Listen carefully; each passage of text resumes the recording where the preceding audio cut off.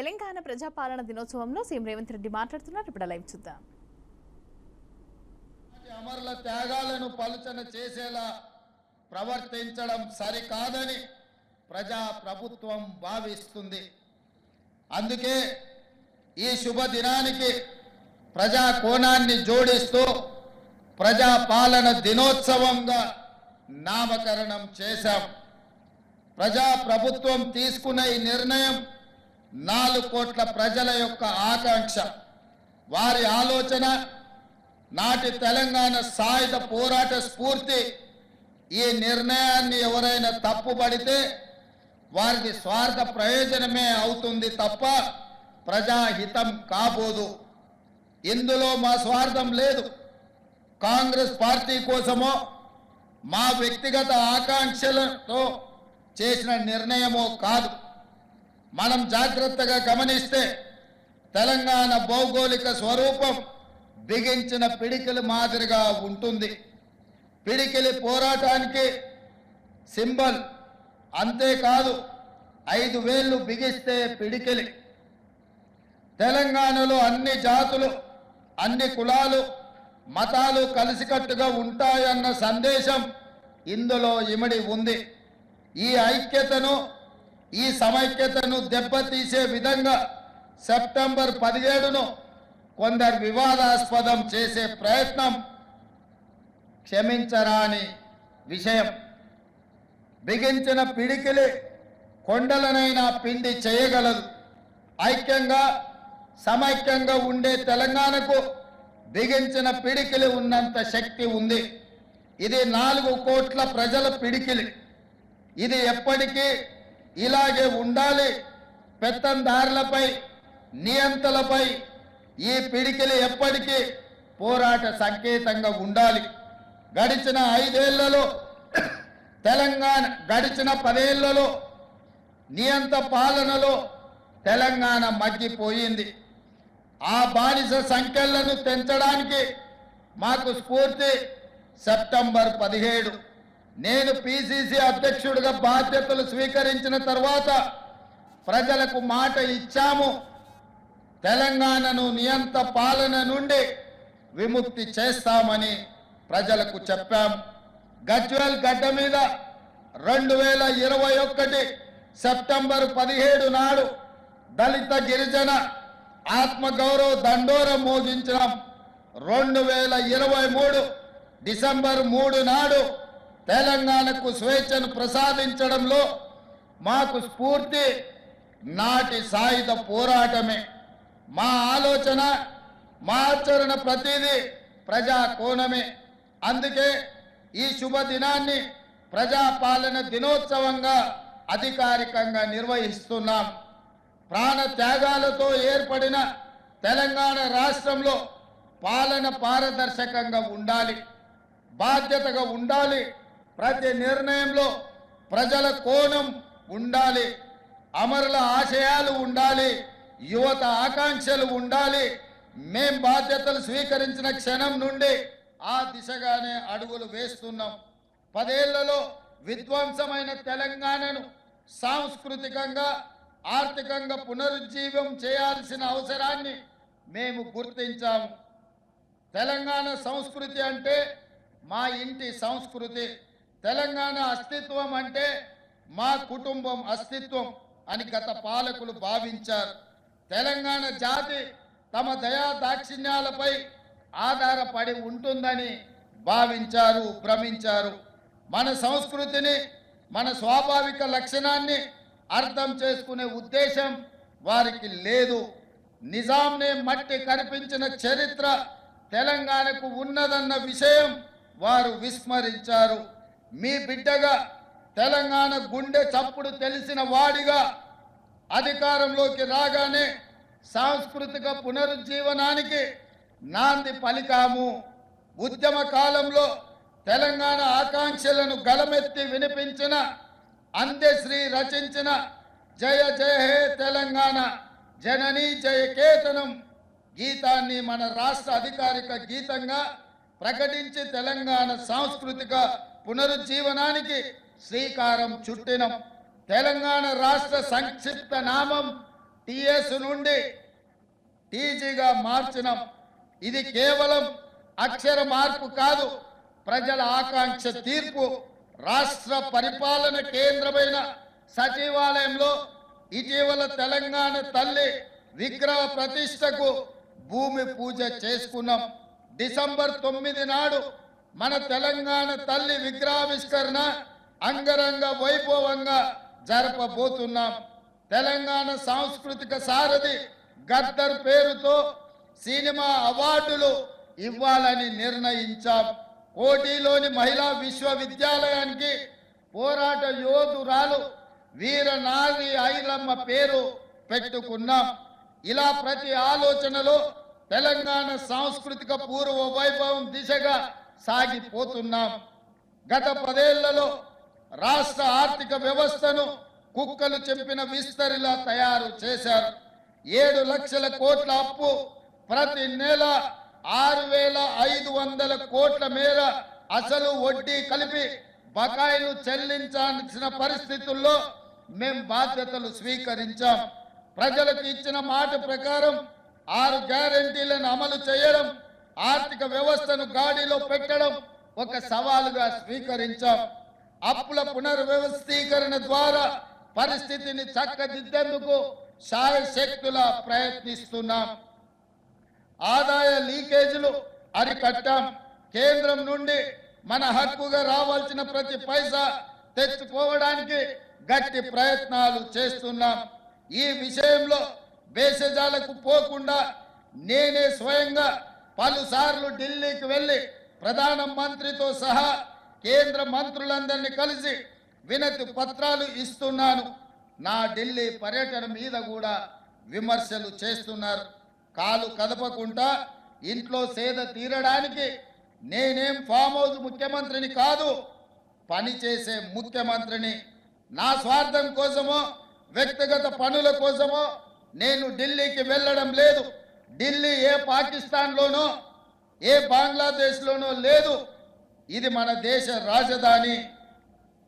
Federal వ్యవస్థ రాష్ట్రాలకు కేంద్రానికి మధ్య అనేక అంశాలు ఉంటాయి. రాష్ట్రం నుండి మనం పన్నుల రూపంలో కొన్ని లక్షల కోట్ల రూపాయలు కడుతున్నాము. అందులో మన వాటా తిరిగి తెచ్చుకోవడం మన హక్కు.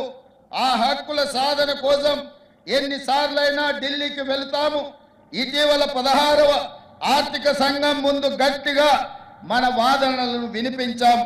కేంద్ర పన్నుల్లో రాష్ట్రాలకు 50% వాటా ఇవ్వాల్సిందేనని డిమాండ్ చేశాము. మన రాష్ట్రాన్ని ప్రపంచ వేదికపై ఫ్యూచర్ స్టేట్గా బ్రాండ్ చేస్తున్నాము. పెట్టుబడుల ఆకర్షణలో ఇదొక వ్యూహాత్మక ప్రయత్నం. ఇటీవల బేగర్ కంచె వద్ద 4th సిటీకి శంకుస్థాపన చేసుకున్నాం. మూసీ సుందరీకరణ అన్నది హైదరాబాద్ రూపురేఖలను మార్చివేస్తుందనడంలో సందేహం లేదు. ఈ ప్రాజెక్టు కేవలం పర్యాటక ఆకర్షణ మాత్రమే కాదు, వేల మంది చిరు మధ్య తరగతి వ్యాపారులకు ఒక ఎకనామిక్ హబ్గా మారి దీన్ని మేము తీర్చిదిద్దబోతున్నాం. తెలంగాణలో యువ వికాసం కోసం ప్రజా ప్రభుత్వం ద్విముఖ వ్యూహంతో ముందుకు వెళుతుంది. ఒకవైపు గడిచిన 10 ఏళ్లుగా రాష్ట్రానికి పట్టిన మత్తును వదిలిస్తున్నాం. యువత భవితకు పెను సవాలుగా మారిన మాదక ద్రవ్యాల నియంత్రణ నిర్మూలన విషయంలో కఠినంగా వ్యవహరిస్తున్నాం. అదేవిధంగా ఈ విషయంలో టీ-న్యాబ్ను బలోపేతం చేశాం. మరోవైపు క్రీడలను ప్రోత్సహిస్తున్నాం.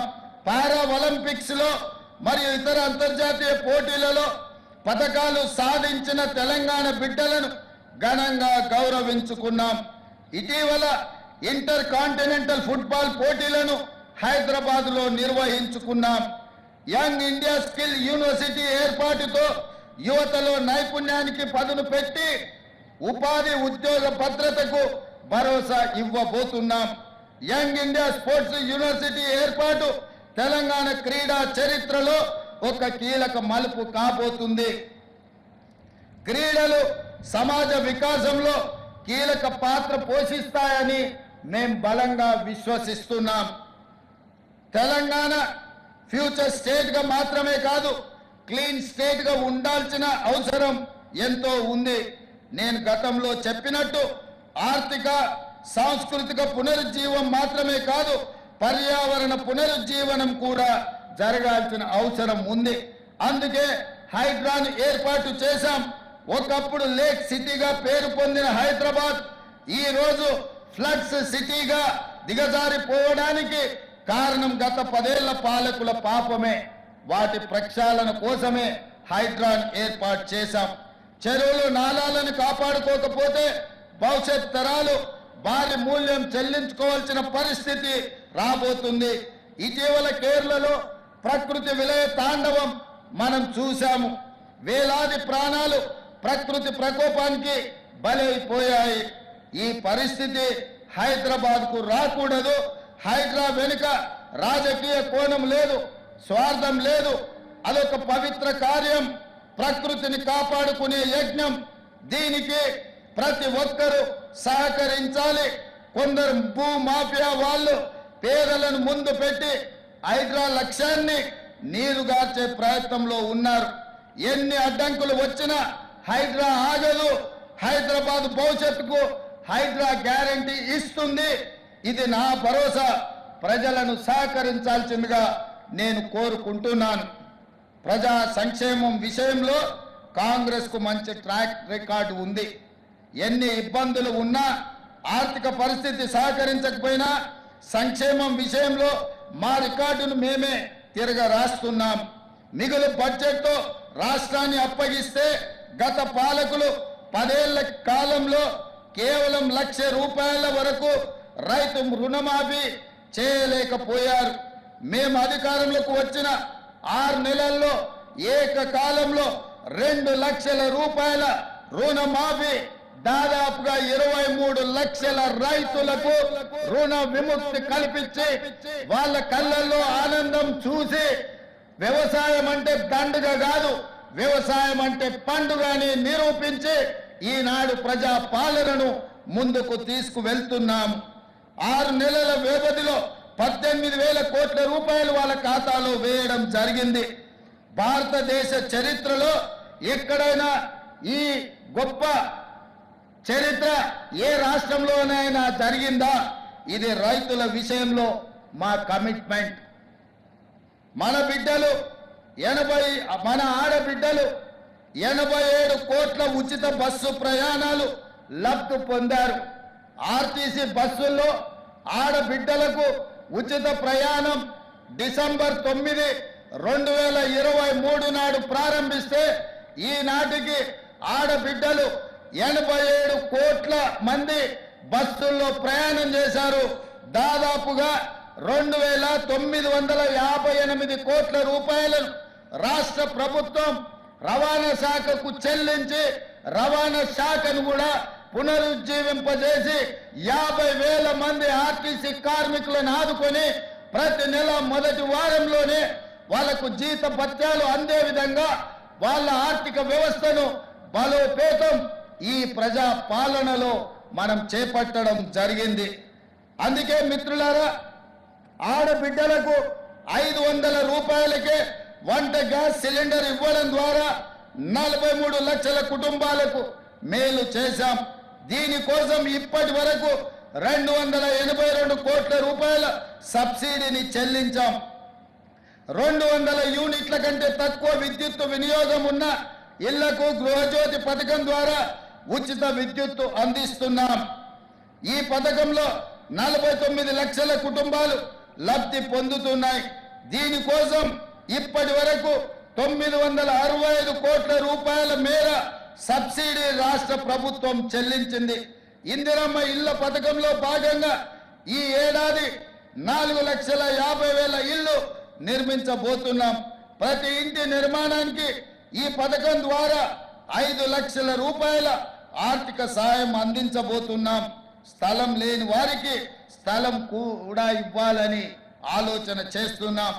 నేతన్నల కోసం ఇటీవల Indian Institute of Handloom Technology ప్రారంభించుకున్నాం. ఈ ఏడాది నుండి తరగతులను ప్రారంభించాం. దీనికి తెలంగాణ ఉద్యమ దిక్సూచి స్వర్గీయ కొండా లక్ష్మణ్ బాపూజీ పేరు మనం పెట్టుకున్నాం. విద్యా వ్యవస్థలో సమూల మార్పులు తెచ్చేందుకు తెలంగాణ విద్యా కమిషన్ ని ఇటీవలనే ఏర్పాటు చేశాం.